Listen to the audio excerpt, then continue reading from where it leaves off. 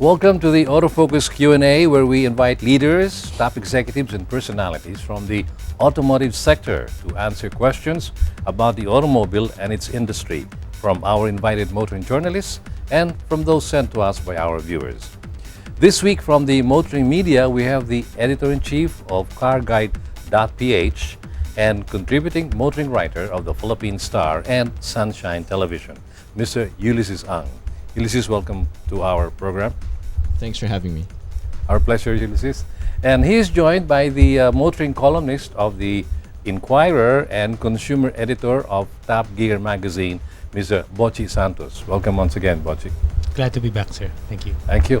And as for our esteemed guests this week on the Autofocus Q&A, we have the very charming lady marketing top executive of Ford Philippines, Miss Minnie Valencia Bustamante. Minnie, welcome to our show. Thank you. Thank you for inviting us. Okay, getting the show on the road for our first question. Minnie, everybody's noticed about this outstanding performance, current performance of Ford, when before you were in the lower ranks as far as sales in the Philippine auto industry is concerned. But now I understand you are now ranked number 4 as far as the company sales charts are concerned. How do you account for this? What is Ford done? Is it a miracle or it's really planned and deliberate? It's, I'd like to say it's a lot of hard work and focus on the direction we want to take. Because as you all know, since we had that one Ford, one plan, everything is really zeroed in on the products. And the biggest driver for us is actually the new products that we have. So, and you're right, before when we used to see the Campi report, it's like, okay, where are we? And now it's like, in the top 5. So it really feels good. With all due respect, Minnie, in the past, people had this impression that Ford automobiles in the Philippines are kind of not cheap, but a little more expensive than it should be. And we also noticed that lately, and I think this is also one of the reasons why Ford is in demand, you have adjusted or changed your pricing policies. Is this speculation correct?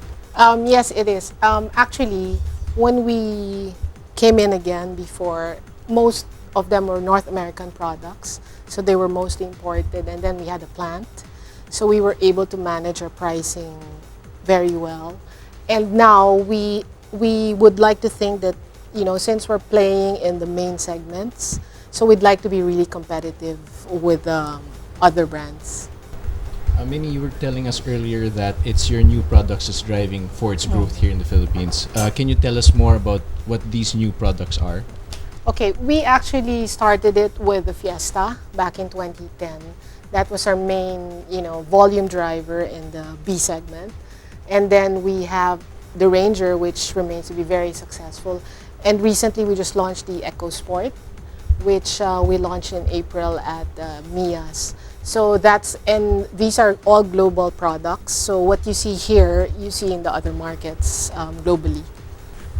So, talking about products, you wowed us with the Ford Mustang. The announcement for the new one, it's not yet out, but based on the spec, it was impressive. And then EcoSport, I got to try that in Hua Hin in Thailand. Very impressed. And then at the Bangkok Motor Show a few weeks after, you wowed us again with the all-new Ford Everest. And then at MIA's, where everyone was expecting you to unveil also the Everest, you instead unveiled the Escape. So it seems that you have one exciting product after another that's, teasing the public. But then these cars, they're all much more fuel efficient. They're in line with the One Ford plan. But you have older products, the Expedition, the E150. Do you see a continuation for these types of products for Ford in general, globally, and in the Philippines in particular? Or do you see these products, being phased out for perhaps a more fuel efficient, or generally, overall a much more efficient platform or vehicle in the future? Actually, the vehicles that you mentioned, they're there.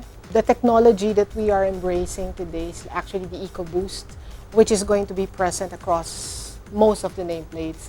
And moving forward, that's how we see the future of Ford, we're going to have that technology in every nameplate that we have.